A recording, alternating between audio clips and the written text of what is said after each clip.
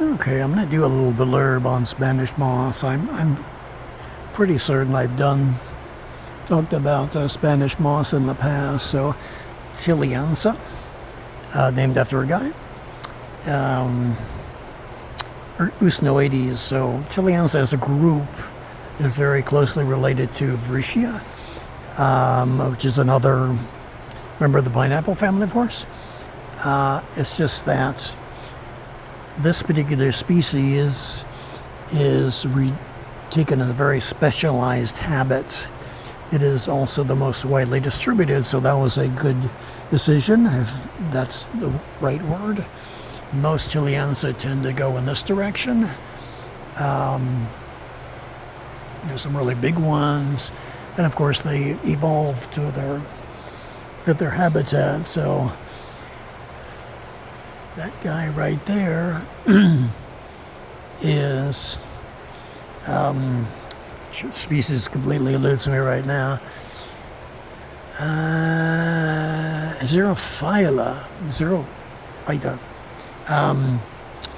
which means dry leaves or dried plant. That one, for example, this Spanish moss, in contrast, you could mist every day. This one every so often.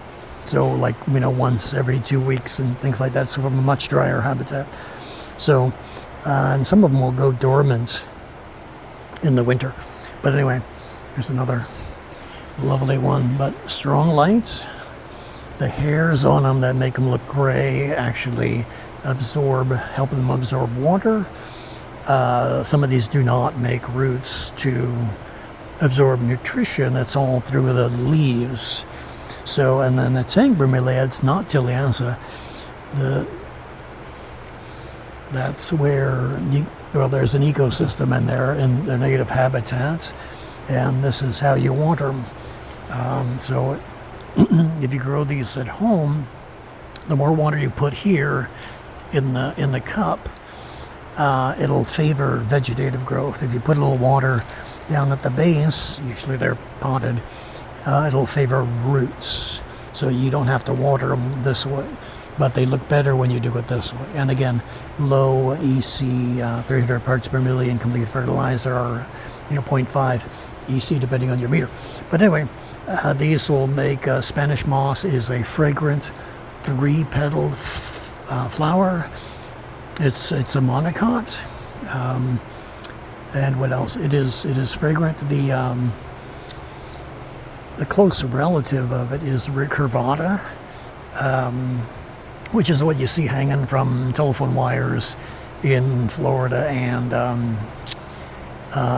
different parts of the world. And so it can grow. My understanding is there's some in Virginia along the coast. It all grows all the way down into Argentina, Buenos Aires. So this actually looks like a slightly different species. But anyway, interesting plant.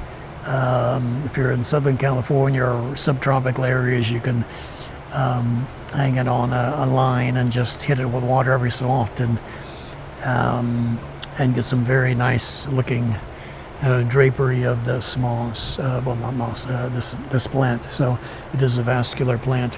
Pineapples are they